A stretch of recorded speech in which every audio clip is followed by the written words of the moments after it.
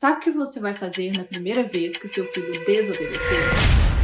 Você vai se abaixar na altura dele, olhar em seus olhos brilhantes e falar uma sequência estranha de palavras que algumas semanas atrás você não imaginava ser capaz de dizer. E de repente, a birra do seu filho vai desaparecer como se você tivesse desligado um interruptor na mente dele. E as pessoas ao seu redor ficarão completamente admiradas. Olá, meu nome é Michelle Botrel e em 2 minutos e 47 segundos eu vou te provar por que essas palavrinhas mágicas vão ajudar o seu filho a obedecer na primeira vez que você falar. Isso serve para você que é mãe de primeira viagem, para você que tem mais de 3 crianças em casa, ou até mesmo você que trabalha o dia inteiro e fica pouco tempo com o seu filho.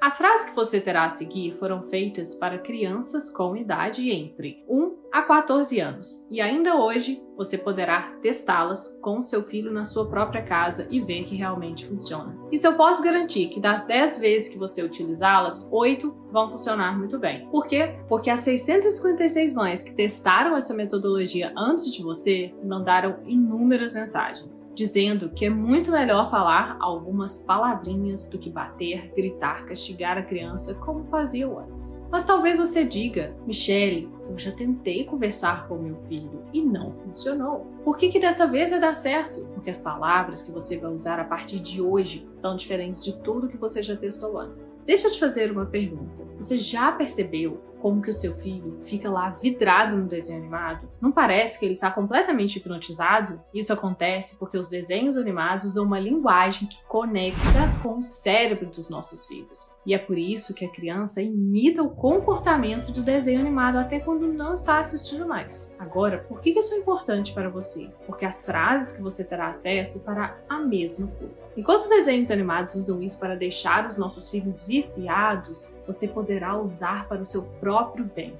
Como, por exemplo, ajudar o seu filho a compreender quando você falar não sem fazer escândalo na rua. Ajudar o seu filho a te obedecer sem precisar ameaçá-lo ou castigá-lo ou chantagear com presentes. Ajudá-lo a te obedecer sem você precisar gritar. Enfim, se um desenho de 20 minutos consegue influenciar tão bem o seu filho, imagina o que você será capaz de fazer. Certo. Agora eu acho que você merece saber por que deveria confiar a educação dos seus filhos a mim, não é mesmo? Como eu disse anteriormente, meu nome é Michelle Botrel. Eu sou psicóloga, sou neuropsicóloga, especialista em comportamento e desenvolvimento infantil. Mas acima de tudo eu sou mãe, assim como você. E em 11 anos de profissão eu ajudei cerca de 6.056 mães a educar os seus filhos. Escrevi um livro em 2019 quando eu ainda morava no Brasil e me tornei uma das maiores especialistas do Brasil, chegando a mais de 116 mil seguidores no Instagram. Mas o que vem a seguir vai te surpreender. A verdade. Antigamente, eu não sabia educar o meu filho. Olha só, eu não vou mentir pra você. Quando meu primeiro filho nasceu, eu não tive problema nenhum com ele. Não tinha problema para ele dormir, não tinha problema para ele se alimentar, comer, enfim. Era um doce. Eu pensava que eu tinha realmente acertado na loteria para ter um filho tão bem comportado. Mas quando ele completou os 2 anos de idade, parece que uma chavinha virou na cabeça dele.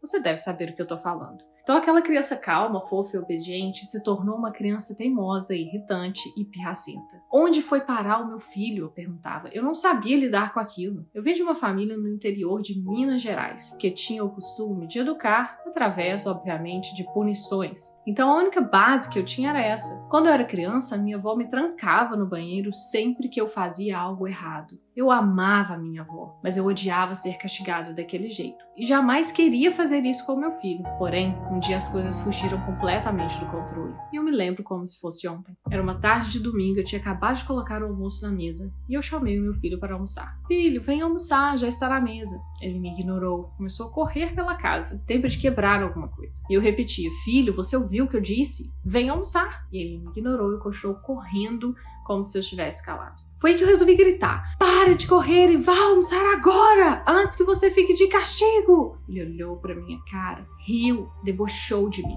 Olha, eu juro, eu tentei me controlar, mas isso foi a gota d'água. Então eu puxei ele pelo braço com toda a força, joguei ele dentro do banheiro, tranquei a porta pelo lado de fora para ele não sair. E ele ficou lá dentro chorando, pedindo para sair.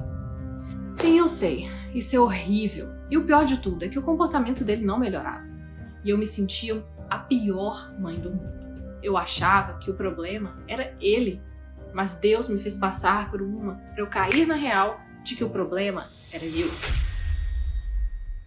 Na época, eu ainda era apenas uma psicóloga que não tinha nenhum conhecimento em educação infantil. Eu morava em Belo Horizonte e trabalhava em um consultório no centro da cidade. Em um dos meus atendimentos, eu acabei recebendo um adolescente que tinha por volta de 14 anos. Ele queria tirar a própria vida. Ao olhar no semblante dele, você percebia claramente que alguma coisa não estava certa. Parecia que faltava felicidade na vida daquele garoto, sabe? Faltava alegria. Eu lembro dele chegar no consultório bem cabisbaixo, sandálias nos pés, um moletom bem largo e solto. Era um dia de muito sol e calor em Belo Horizonte. E quando ele sentou na cadeira, de frente para mim, eu perguntei para ele, em tom de brincadeira, se ele estava com frio. Ele balançou a cabeça dizendo que não. Eu via descobrir que aquele moletom servia apenas para uma coisa: esconder as marcas da automutilação. Eu nunca tinha pego um caso tão grave assim na minha carreira. E eu ficava me perguntando, meu Deus, por quê? Por que um adolescente assim quer tirar a própria vida? O que pode ter acontecido na vida de uma criança para ela chegar a esse ponto? A resposta que eu tanto procurava me destruiria completamente por dentro. A responsável por todos os problemas que aquele menino sofria era sua própria mãe. Ele me relatou tudo que sofreu na infância. Como sua mãe era muito autoritária, gritava muito, castigava muito, batia muito nele. Nunca cheguei a bater no meu filho, mas o jeito que ele descrevia sua mãe era, infelizmente, bastante semelhante a mim. Eu queria muito ajudar aquele garoto, mas a única coisa que eu enxergava na minha frente era um dia o meu filho sentado na cadeira de uma psicóloga, passando pelas mesmas coisas. Aquilo me desabou, e nesse dia eu evitei ir para casa mais cedo. Eu precisava me encontrar novamente. Eu estava ruim. Cheguei no banheiro e chorei como nunca. Chorei de soluçar. Eu nunca me senti tão arrependida em toda a minha vida. Mas no meio de todo aquele remorso eu percebi algo que mudou a minha história. Eu percebi que não importava o quanto eu chorava ou o quanto eu me sentia arrependida, o que foi feito já foi feito. Não dava para voltar atrás. A única coisa que eu poderia fazer era mudar dali para frente, pela vida do meu filho, para ele não sofrer. Eu tomei aquela visita daquele adolescente como um aviso de Deus na minha vida. Como se ele tivesse dito, Michele, o problema não é o seu filho, é você.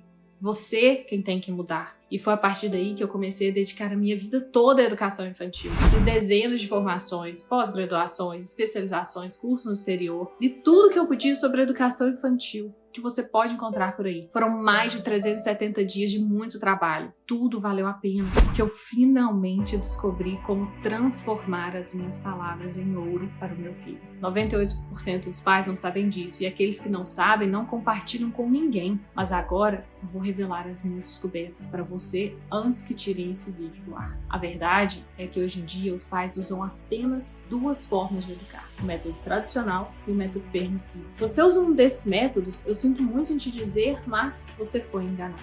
Assim como eu.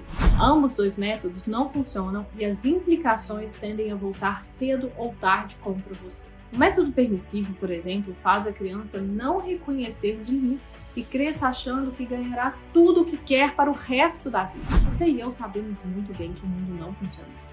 Crianças criadas na permissividade tendem a ser irresponsáveis, imaturas, desafiadoras. Enquanto que o método tradicional, bom, isso é bastante polêmico, mas você precisa saber a verdade. Quando uma criança apanha, leva um castigo ou um grito, ela pode até obedecer pelo medo, mas você já percebeu que ela volta a cometer os mesmos erros depois. Muitos pais me perguntam, Michele, por que isso acontece? Porque o medo bloqueia o aprendizado da criança. Uma criança com medo não consegue aprender o que é certo ou errado. É por isso que as escolas de hoje em dia não usam mais as palmatórias na sala de aula como antigamente. Isso foi provado por um estudo americano feito com mais de 160 mil crianças na Universidade de Michigan. Eles descobriram que quanto mais as crianças apanhavam, mais desafiadoras elas se tornavam, mais agressivas se tornavam e tinham mais chances de terem depressão na vida adulta. Eu tenho certeza que não é isso que você deseja para o seu filho. E eu não estou falando isso para você se sentir culpado. A culpa não é sua. Todas essas informações estavam escondidas de você. A maioria dos pais foram ensinados que as crianças desobedecem porque querem. Mas eu estou aqui para te revelar que isso não é verdade. O comportamento do seu filho é controlado por dois setores do cérebro dele.